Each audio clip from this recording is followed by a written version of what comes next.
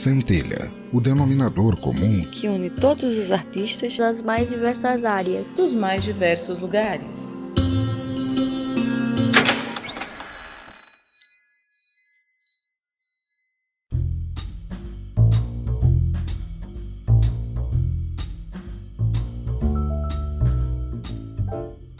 Seja bem-vindo ao meu ateliê. Sou a Condessa Vanora e começa mais um Centelha. Vamos começar falando sobre onde borboleteei nesta podosfera tupiniquim. Já tenho um colchonete cativo no quintal do Trabuco Show e foi lá onde participei das lives sobre bonecas assombradas e as experiências médicas nazistas. Os links estarão nas notas do episódio. Dá uma conferida lá. Mas, gente, preciso abrir meu coraçãozinho de gengibre para vocês. Essa é a terceira vez que estou gravando este episódio, então talvez a poesia na minha voz já tenha se extinguido. Mas continuando, nesse mês que passou, fiquei quase uma semana sem PC de novo. Quem me acompanha lá no Instagram já estava sabendo. Sim, foi a fonte de novo. Mas agora o PC está funcionando em toda a sua glória, tirando os aquecimentos na CPU, porque resolvemos botar fogo no mundo porque ninguém precisa de florestas, né? A próxima novidade é um oferecimento de: pra que uma doença crônica só se a gente pode ter várias?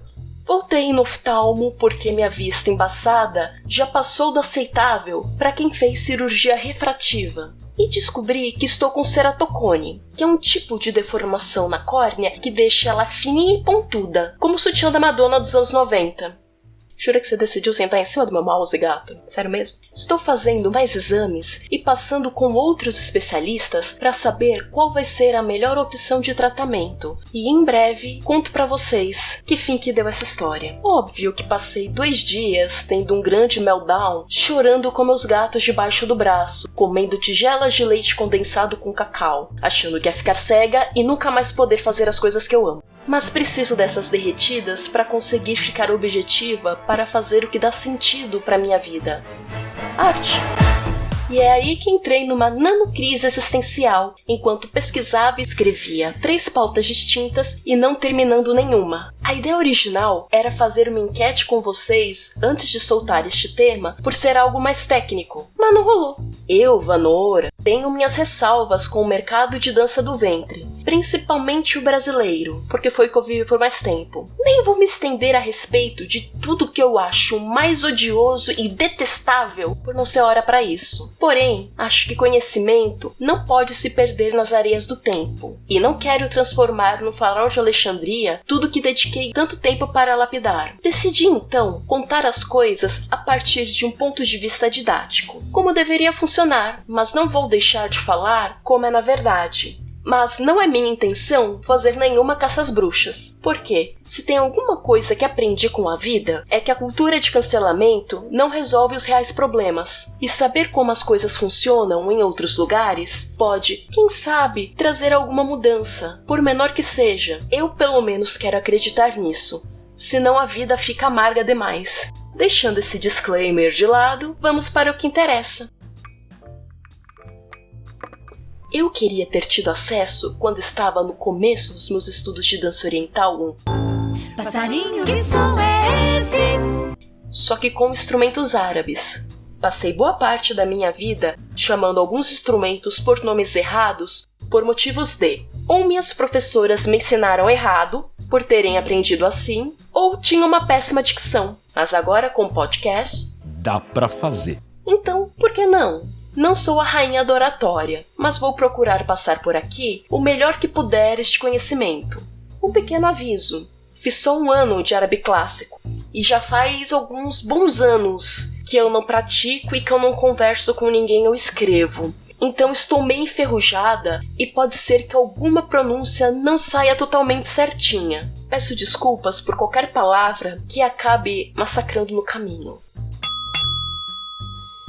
O mundo árabe pode parecer fechado para quem olha de fora, mas também sofre influência das outras culturas. Portanto, você vai achar músicas onde são usadas guitarras, acordeon, piano, órgão elétrico ou a versão moderna dele, o teclado oriental, que já vem tunado para fazer as escalas árabes, saxofone, trompete, sintetizador e até mesmo Moog, que é aquele teclado que dá aquele climão psicodélico dos anos 60 e 70 do século XX, utilizados quase sem nenhuma alteração neles, a não ser inclusão de teclas, trastes ou partes acopláveis que permitem tocar as notas adicionais dos quartos de tom, que são fundamentais para tocar os modos musicais árabes, e ainda manter o ar estrangeiro e exótico dos instrumentos que citei. Aqui no Ocidente, dividimos os tipos de instrumentos por cordofones, som produzido por cordas tensionadas, aerofones, som produzido pela vibração de uma coluna de ar, e diofones, som produzido pela sua própria vibração ao ser batido. Membranofones, som surge de uma membrana tensa.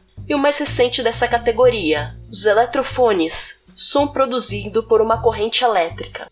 Nessa divisão ocidental, os instrumentos árabes dividem-se em cordofones, aerofones e membranofones. Porém, já que estamos falando de instrumentos árabes, vamos utilizar a definição presente no tart. Tart é uma palavra em farsi, mas conhecido como persa. Essa palavra passa a ideia de cama, assento ou pódio. O tart é a orquestra de câmara comum no Oriente Médio. Dentro da orquestra tradicional árabe, os instrumentos musicais são divididos em duas categorias: sarb, puxado ou esticado, que tem um som contínuo, nakr, dedilhado ou martelado. Bem mais econômico, né? Mostrarei os mais comuns utilizados na dança oriental, porque tem instrumento pra chuchu no mundo árabe, e alguns muito similares que muda um detalhe ou outro. Alguns são usados em contextos ou danças folclóricas muito específicas, daí achei conveniente deixar de fora. Outros, apesar de serem comuns, não achei exemplo dos sons deles em faixas isoladas, então ficarão de fora também. Mesmo enxugando a lista, ela ficou grande. São 16, por isso vou dividir este tema em 4 partes bem espaçadas com os outros episódios, para ficar fácil de entender e não ficar maçante, porque se eu não vou aguentar gravar 4 episódios seguidos sobre instrumentos árabes, imagina vocês ouvindo, né? Último detalhe antes de começarmos. Não se desespere se os nomes que mencionar aqui você tenha visto escrito de outro jeito. Como não tem uma exata correspondência entre as letras árabes e o alfabeto romano que a gente utiliza, os falantes de árabe vão, assim como os japoneses, adaptar o jeito de escrever para o nosso idioma para que ele soe o mais próximo possível do original. Então a mesma palavra costuma estar escrita de jeitos diferentes se a pessoa que vai ler fala português ou inglês, para vocês terem uma ideia. Tudo dito e posto, bora começar pela família nakr, dos sons dedilhados ou martelados. Essa é a família mais curtinha. Se for colocar os instrumentos que foram orientalizados aqui, dá para encaixar a guitarra, piano, acordeon, órgão elétrico, teclado oriental, sintetizadores e o Moog. Mas isso não quer dizer que não tenham muitos instrumentos nessa categoria. Tem em menor quantidade que o sakr, mas muitos deles vão cair naquele contexto específico que falei antes, tá? Oud.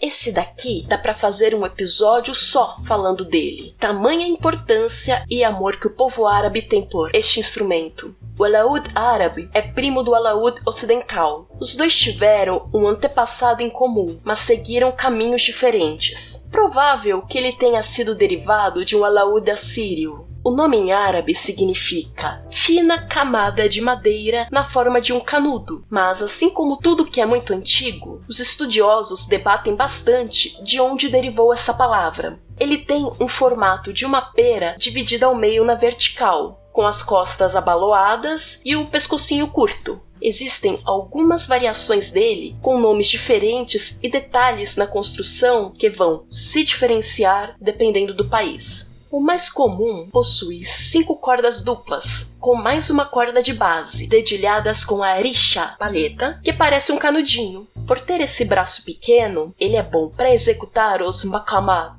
modos ou escalas árabes e floreios. O que a gente conhece hoje em dia foi criado por volta do século VIII com 4 cordas. No século XV, o polímata Ziryab acrescentou a 5ª corda. Aliás, também dá para fazer um episódio inteirinho sobre o Ziryab. Ele fez muita coisa incrível. Foi o suprassumo de artista de vanguarda que influenciou em várias camadas a sociedade medieval na época.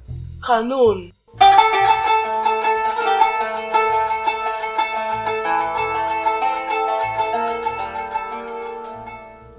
É um tipo de cítara fina com formato de trapézio. Seu nome deriva da palavra árabe, regra, lei, norma, princípio. Existem 2 possíveis origens do instrumento. Acredita-se que seja derivado da harpa egípcia, ou criado pelo filósofo Al-Farabi. É o kanun que dita a afinação dos outros instrumentos e do cantor. Então, trocando em miúdos, ele manda na orquestra inteira. Pode ser tocado apoiado nos joelhos ou em uma mesinha baixa. É composto de 72 cordas, 24 cordas triplas em uníssono, tocadas com as unhas ou palhetas de casco de tartaruga, colocadas nos indicadores. Para alterar os modos, se usa a manipulação de chaves móveis. A caixa de som fica do lado direito, recoberta por uma pele de peixe que resulta numa amplificação natural. Ainda possuem recortes nas caixas. Agora iremos para a família sarb, dos instrumentos puxados e esticados, ou seja, com som contínuo. Ney.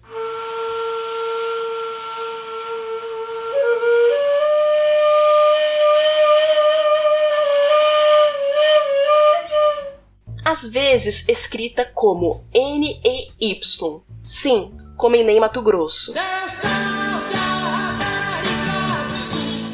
É um termo farsi para bambu ou cana. Ela vai ter tamanhos variados, cada um tendo uma altura e escala diferente. É tocada com a ponta dos dedos. Tem 6 furos na frente e 1 atrás. O que vai dar a variação de tom é a abertura, inclinação ou ambos os dedos. A mudança de oitava se altera com a intensidade maior ou menor ao tocar.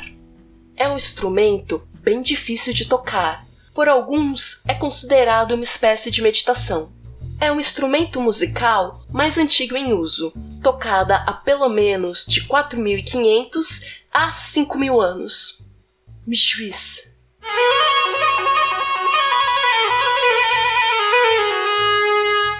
Seu nome significa duplo em árabe, por isso é bem pouco surpreendente que ela seja uma flauta dupla, e elas são tocadas ao mesmo tempo. Pode ter 5 ou 6 furos. Ela tem uma espécie de piteira de madeira, que vibra, que alcança uma oitava só. Ela é tocada de forma contínua, ou seja, você precisa de respiração circular. Para quem não é familiarizado com técnicas musicais, isso consiste em eu simulo uma respiração constante, reinspirando o ar expelido durante a expiração. Então, o mesmo ar que eu sopro, eu puxo de volta para não ficar sem ar e desmaiar tocando juiz.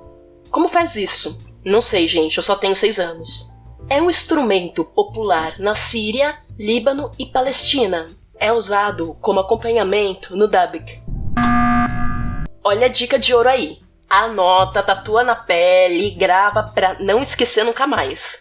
Se a música tiver um mishwis, com certeza não é Said. Tá ok? Esse erro de identificação musical é o erro mais comum entre dançarinas amadoras e profissionais. O mishwis é uma das vovós da gaita de fole, por incrível que pareça.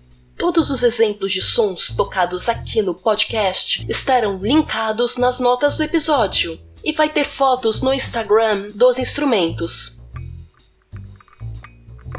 Estaremos de volta com um novo episódio mês que vem. Você encontra mais episódios do Centelha de graça no Apple Podcasts, Google Podcasts, Spotify, Deezer e nos demais agregadores de podcasts. Sua avaliação nessas plataformas é muito importante e compartilhar os episódios nas redes sociais possibilita que mais ouvintes conheçam o podcast. Nos siga no Instagram @centelhacast e no Twitter @centelha_cast. Sou @marastoniarts no Twitter e Instagram mais próximos de você. Participe do nosso grupo no Telegram no t.me/mejulguempodcast. Centelha é uma criação de Condessa Vanora e faz parte da rede de podcasts do Me Julguem Podcast. Você pode colaborar com a existência e continuidade deste projeto no PicPay @Centelha, porque agora abemos PicPay com modelo de assinatura recorrente. Ou me pagar um café no ko-fi.com/marastoniarts. Eu fico por aqui. Sou Condessa Vanora. Obrigada por sua audiência. Até a próxima. Aí agora você levanta, vem pra cá, larga o meu mousepad.